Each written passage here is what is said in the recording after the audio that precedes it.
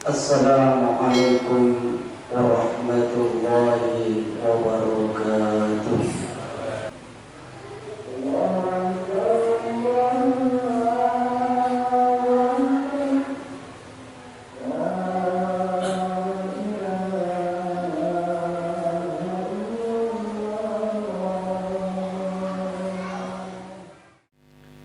Alhamdulillahi ala nikmatil iman wal islam.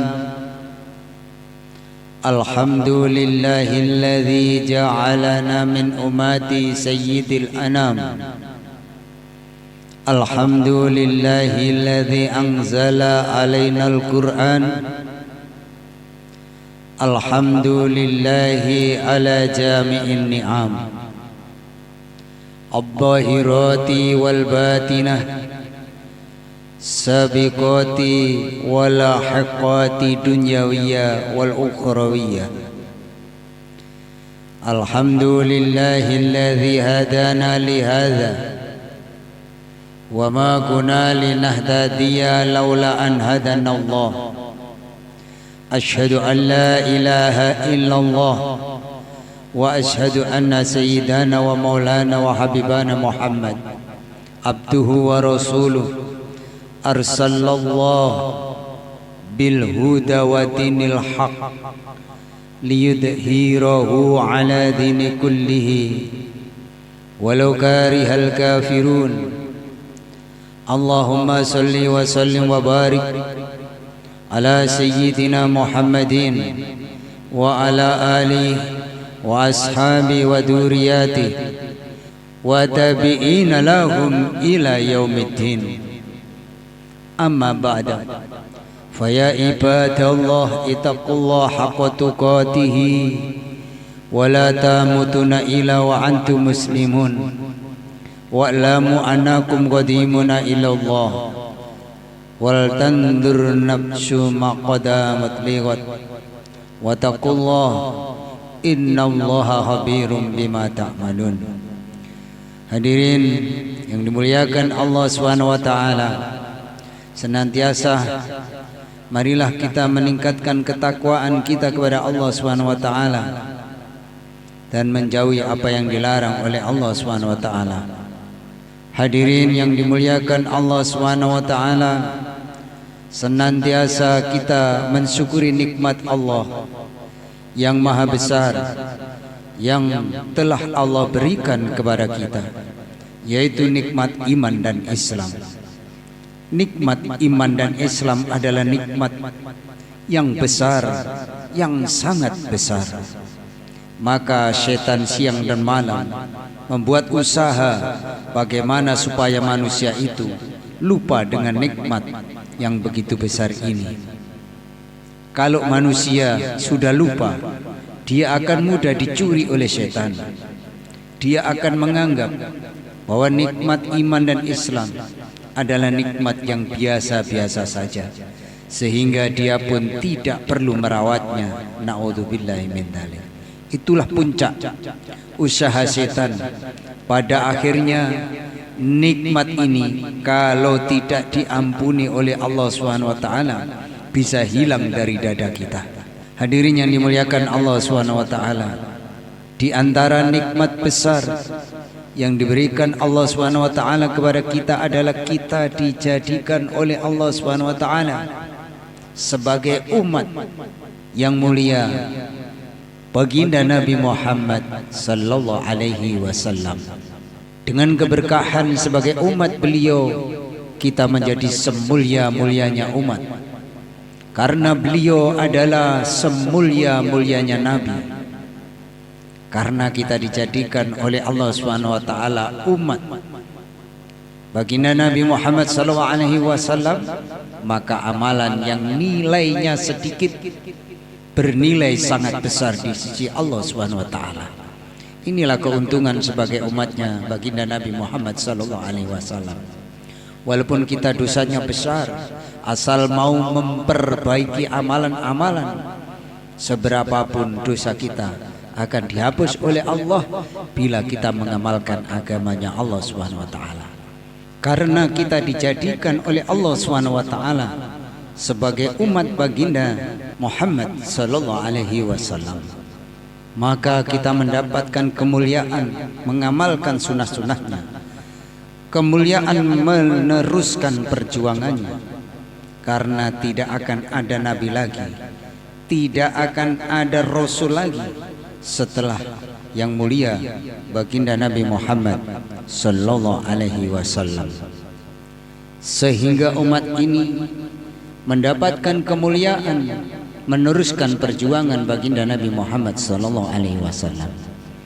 Hadirin yang dimuliakan Allah Subhanahu wa taala, bukan hanya sekedar meneruskan perjuangannya saja, tetapi Allah Subhanahu wa taala juga menjadikan umat ini sebagai penanggung jawab atas perjuangan yang mulia baginda Nabi Muhammad sallallahu alaihi wasallam. Bukan hanya sekedar dakwah saja hadirin, tetapi Allah Subhanahu wa taala menjadikan umat ini sebagai penanggung jawab untuk membangkitkan urusan dakwah di mana-mana di seluruh dunia. Bukan hanya mengamalkan agama saja, bukan hanya sebagai pengamal agama saja, tetapi sebagai penyeru agama. Bukan hanya penyeru agama saja, tetapi penanggung jawab untuk merintis, memulai dan membangkitkan kerja agama. Itu semua bukanlah hanya sekedar tugas, itu adalah kemuliaan, itu adalah karunia, itu adalah kehormatan yang telah diberikan Allah Subhanahu wa taala kepada umat ini. Akan tetapi kebanyakan manusia tidak menyadarinya hadirin. Hadirin yang dimuliakan Allah Subhanahu wa taala, Allah Subhanahu wa taala memberikan karunia yang begitu besar lagi kepada kita. Allah Subhanahu wa taala memberikan kepada kita kitab Al-Qur'an. Al-Qur'an adalah kitab yang dijamin keasliannya sampai hari kiamat. Al-Quran adalah satu-satunya kitab Allah Subhanahu wa ta'ala di dunia ini yang masih asli. Al-Quran dikaruniakan kepada umat ini agar umat ini senantiasa bisa berhubungan dengan Allah Subhanahu wa ta'ala. Jadi Al-Quran diturunkan supaya kita bisa berhubungan dengan Allah Subhanahu wa taala melalui Al-Qur'an. Mendapatkan nasihat asli dari Allah Subhanahu wa taala melalui Al-Qur'an. Maka sudah semestinya kita mencintai Al-Qur'an, membacanya siang dan malam, menyemangatkan anak-anak kita untuk belajar Al-Qur'an dan menghafal Al-Qur'an. Allah Subhanahu wa taala mengumpulkan ilmu para nabi dalam Al-Qur'an. Al-Qur'an isinya adalah ilmu yang bermanfaat di dunia ini dan menjadi cahaya di kubur kita. Al-Qur'an menjadi kebanggaan pada hari kiamat. Bukan hanya sekedar kebanggaan bagi yang membaca saja, tetapi juga menjadi kebanggaan bagi kedua orang tua dan keluarganya. Di sana di akhirat orang bisa merasa bangga karena anak-anaknya menjadi hafid-hafid Al-Qur'an, merasa bangga karena keluarganya menjadi hafid-hafid Al-Qur'an. Bahkan orang pun akan merasa bangga bila berdekatan dengan hafid-hafid Al-Qur'an, karena mendekatkan dengan mereka saja sudah mendatangkan banyak keberkahan.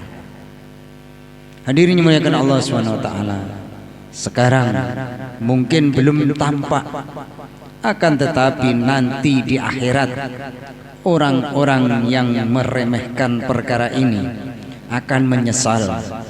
Ternyata ilmu agama adalah ilmu yang besar, ilmu yang akan ada harganya selama-lamanya.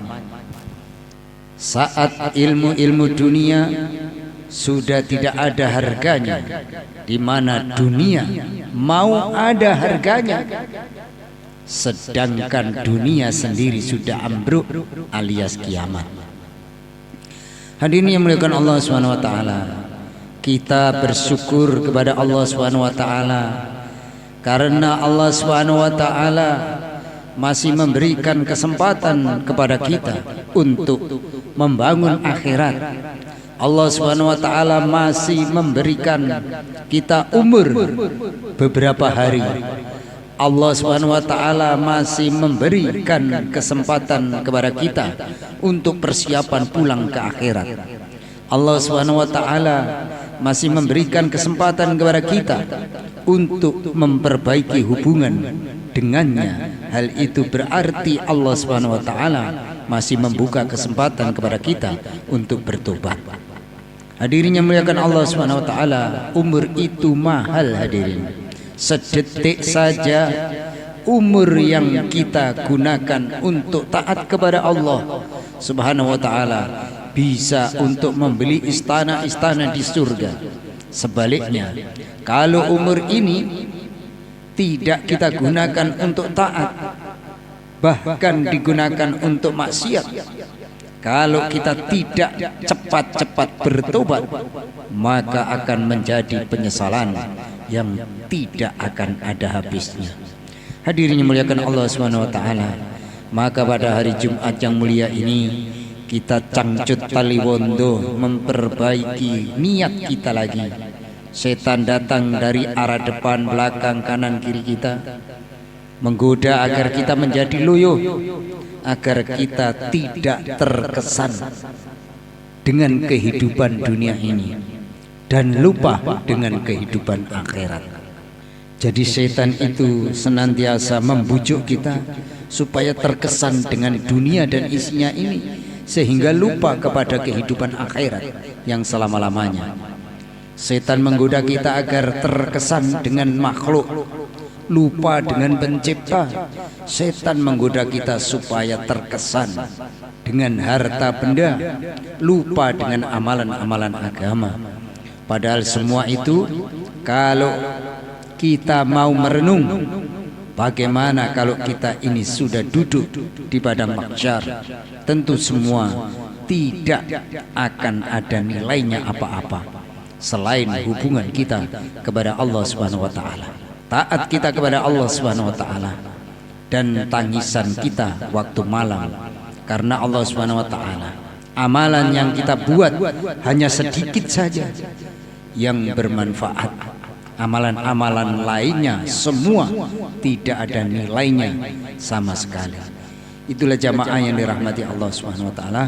Khotbah singkat yang dapat khotib sampaikan mudah-mudahan bisa menjadikan diri kita ini makin memikirkan kehidupan akhirat dengan sungguh-sungguh mengamalkan agama, dan kita berdoa kepada Allah Subhanahu wa taala agar Allah izinkan, Allah ridhoi untuk bisa mengamalkan agama sampai akhir hayat kita, sehingga kematian kita seperti menemui hari raya yang selama-lamanya.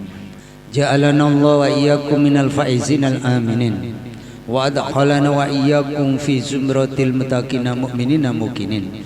A'udzu billahi minasyaitonir rajim. Bismillahirrahmanirrahim. Wal asrinal insana lafi khusr illa alladziina amanu wa amilus solihati wa tawassaw bil haqq wa tawassaw bis sabr wa qur rabbighfir warham wa anta khairur rahimin.